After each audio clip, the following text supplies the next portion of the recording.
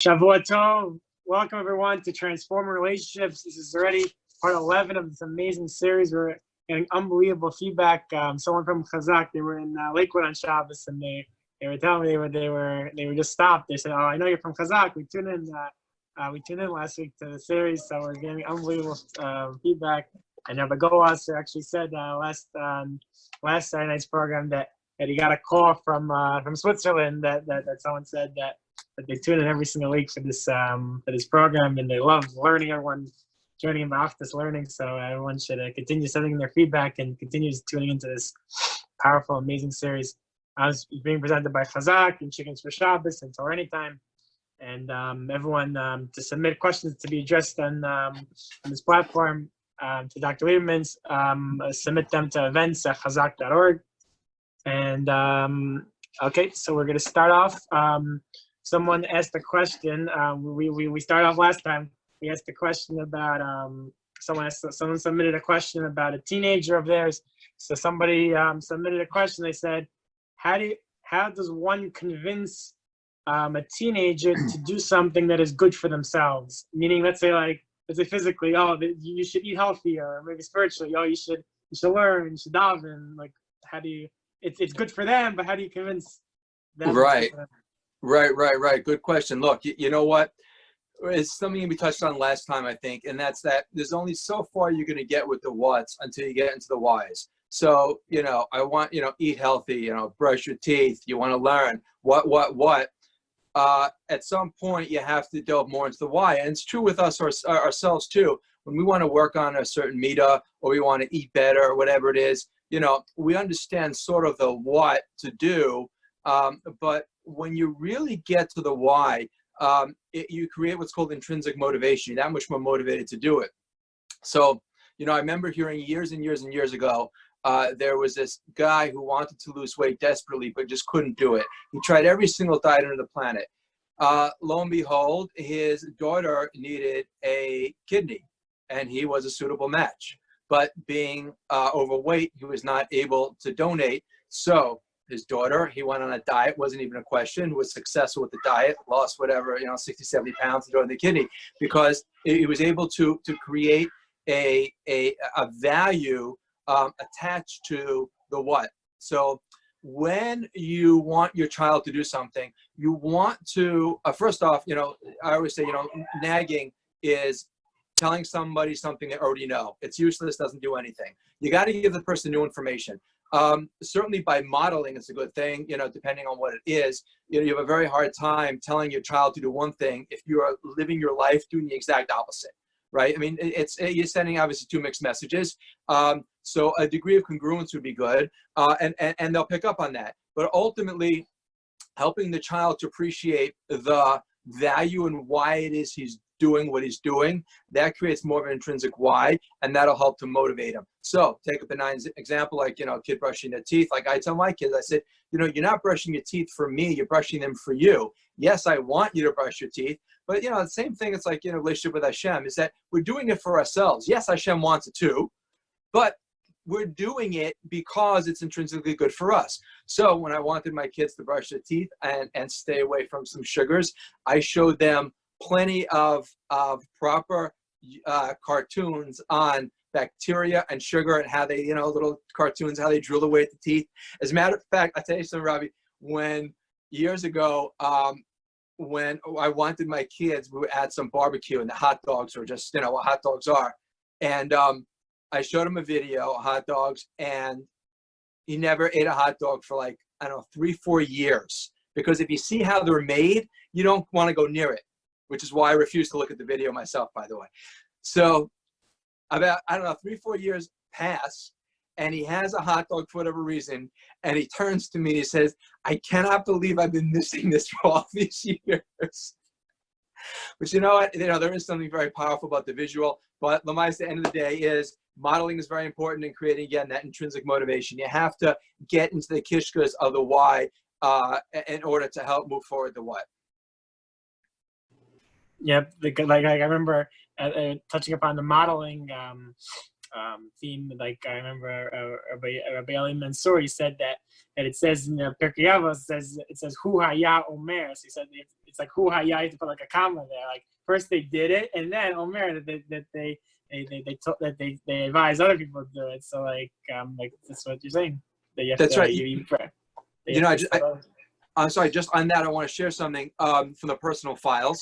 Chutzpah, I think, is something that is, particularly in this generation, something we have to be much more serious about.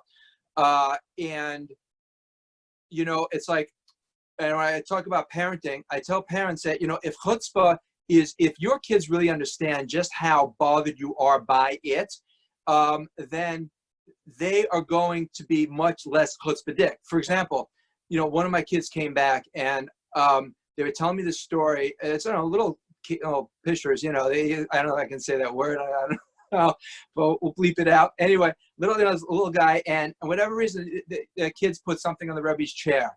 But rather than simply say, oh, wow, that's awful, go ahead, Rebbe sits down on something, whatever.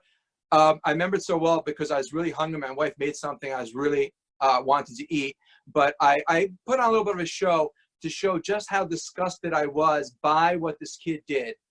And I said, I can't eat. And I left the table and I went into the living room, and my kids are like, well, what happened? I'm like, did you believe that the chutzpah of this? I was like, granted, I'm not one for dramatics, but my kids remember that to this day, how visceral my response was when I heard a story.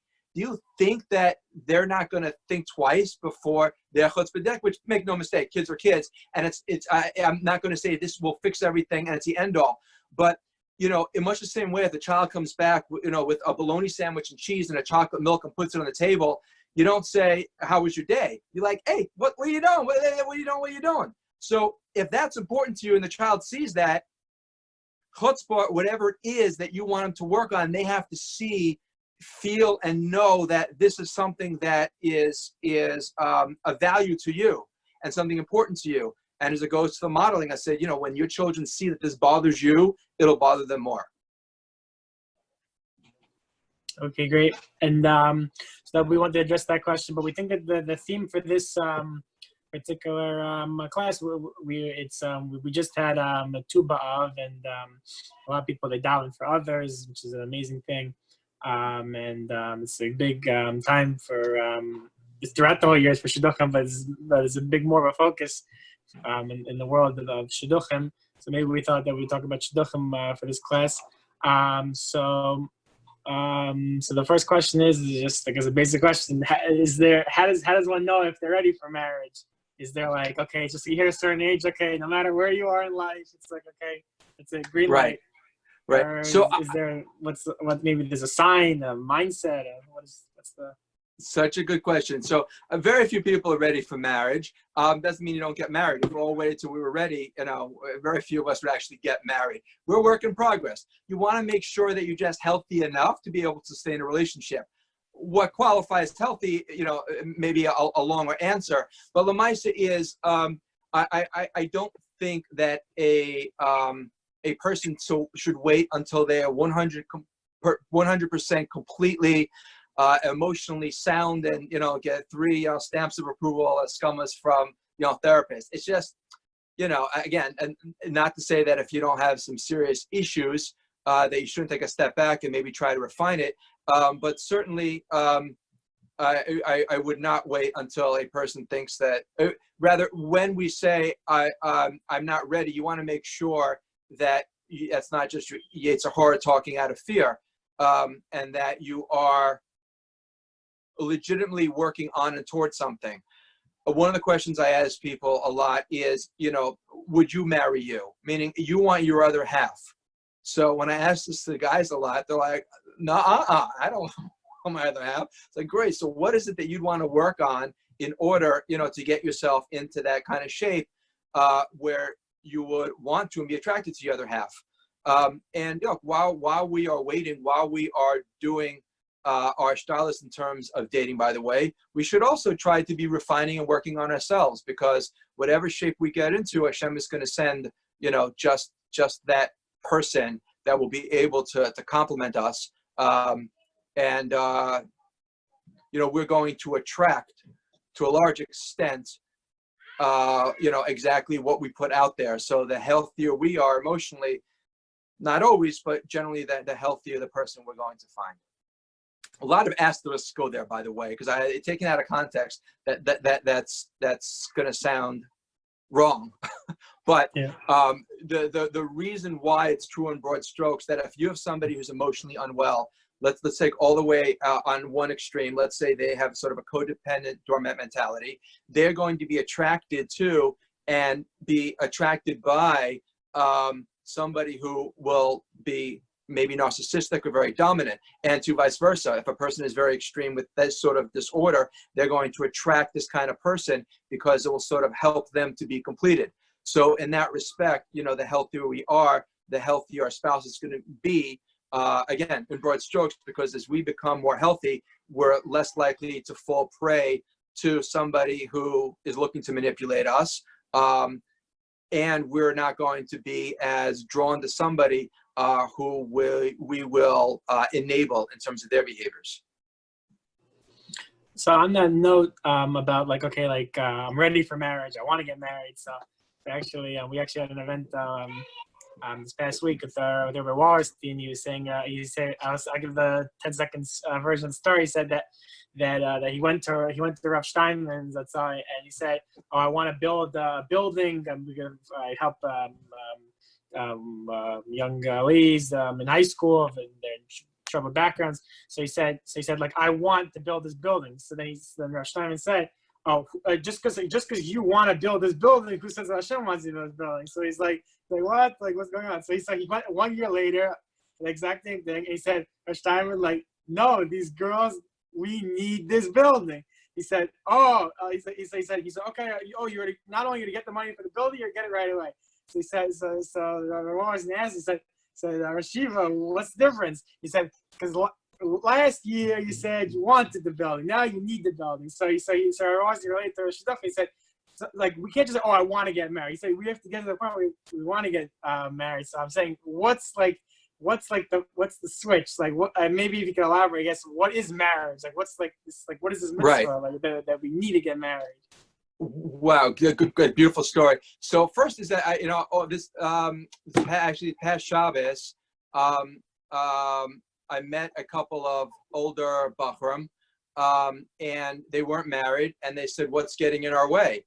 And it's easy to give one-foot answers to people you never met before, but this wasn't a hard one, because I said, the pain is not great enough. In other words, a person who is very, very hungry, after a tanis, after a fast, you pretty much eat whatever's around. Not to say that someone should marry whoever's around, but I said, everything is too easy, too comfortable, too nice. I said, once you're in touch with the pain of being single, the pain of not having, moving forward with a family, once you really get that and own that, you'll be much more driven to get married. But you are not paying attention to that pain because it's just easier to go ahead and do what you want to do. That's one. The answer to your question is, I think people have a fundamental misunderstanding of what marriage is. The purpose of marriage is, for those of us that are already married, if you're not married, ignore this. The purpose of marriage, if you're married, is to grow, to give. If you're not married, the purpose of marriage is to be b'simcha and to enjoy and to just allow your spouse to give to you.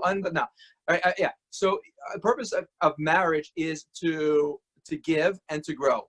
So when you're in the marriage and your spouse needs something, they want something, that's an opportunity. People that go into marriage thinking that it's about getting, it's about, which by the way, a proper marriage is going to be very, very rewarding, because there's a giving, there's a receiving, there's a nice reciprocal relationship. But as Rabbi Eliyahu Dessler once said when he got up at Sheva Brachas, he says, when expectations begin, love departs. So if you go into expecting your spouse is going to do all these things to make you happy, to make you whole, Hatzlacha Rabbah, you have to go into it wanting to give, wanting to grow. And in that process, you will find a very meaningful, very productive, very happy marriage. Okay. And then a different aspect of shidduchim, which just elaborates so eloquently about. So like we know the concept of a shidduch resume. So it's like it's a very we already talked about an important topic. So, what should you put on? What should you not put on? Like sometimes it puts on a resume. In third grade, I was the little league champion. What's important? I don't know. Yeah, that's such a good question. You know what? A lot of resumes, they're generic. I would avoid putting deal breakers on there, quite frankly. Things that are going to be lightning rods to somebody saying, yikes. I think a resume, a regular typical resume should be a typical resume. I would stay away from any red flags. You want to stay not within the realm. You want to be truthful, of course. Color within the lines. You go bowling with like little kids and they've got like those things that go in the gutter to keep the ball from going, too far off. When I went bowling, I was little, I could bounce in like 6 lanes. So the resume is really just a calling card, but it is generic. And I think sometimes people mess up by putting things on there that are not traditional. Also, for whatever it's worth category, is make sure it's grammatically correct. It can be just a huge turnoff because, this is the person's first impression of you. And I can't say how many resumes, I see that, if this is how much effort they're going to put into the resume, I can't imagine, what the date's going to look like, how untucked that shirt's going to be if there are 6 spelling mistakes on one page. And also, a little thought would be nice. It shouldn't be crumpled. It shouldn't have a coffee stain on it. It's a calling card. It at least look aesthetically pleasing. Yep. So I think I guess we'll end off on this point, that the last point you just made about that, like you shouldn't like put any like deal breakers on it. So let's say if you're on the other side of the coin, about you are the person who's looking at a resume, and they all look the same. They're all from they're from XYZ schools. They're this tall, this that, right. They're Baal Chesed, right. Okay, they're 50 people. I have 50 resumes. Right. They all sing. Right. So I know. Is there like a way to dissect it?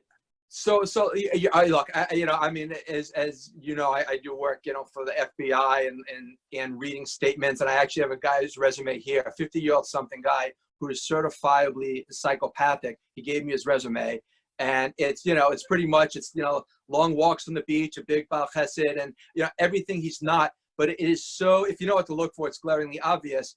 But that's okay. It's something called impression management. We manage our impressions. We want people to see us in a certain way, and that's okay. And the resume should be like that, which is why then if a person puts down anything that is not, really, again, within the lines, you have to ask yourself, why is he or she doing this? I will say that when calling references, if you get a lot of, one of these things, this guy or this girl has 1 or 2, 3 people to put down as their ideal.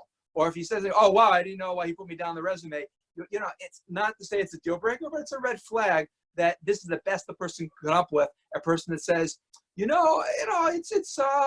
remember him in 3rd grade. He shared his milk and cookies with somebody. I'd like to see something current, somebody that really knows the person, somebody who's very effusive. At the same time, you may not get, they're going to polish it up, but that's okay. After a couple of dates and you're moving forward and you do a little more due diligence, you could dig a little bit deeper.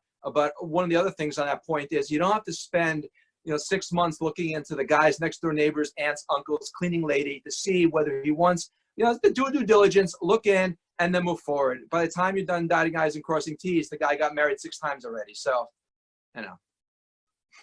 Okay, great. So we'll stop here for tonight, and we want to remind everyone to submit your questions to events@chazaq.org, events@chazaq.org, which will be addressed in future classes.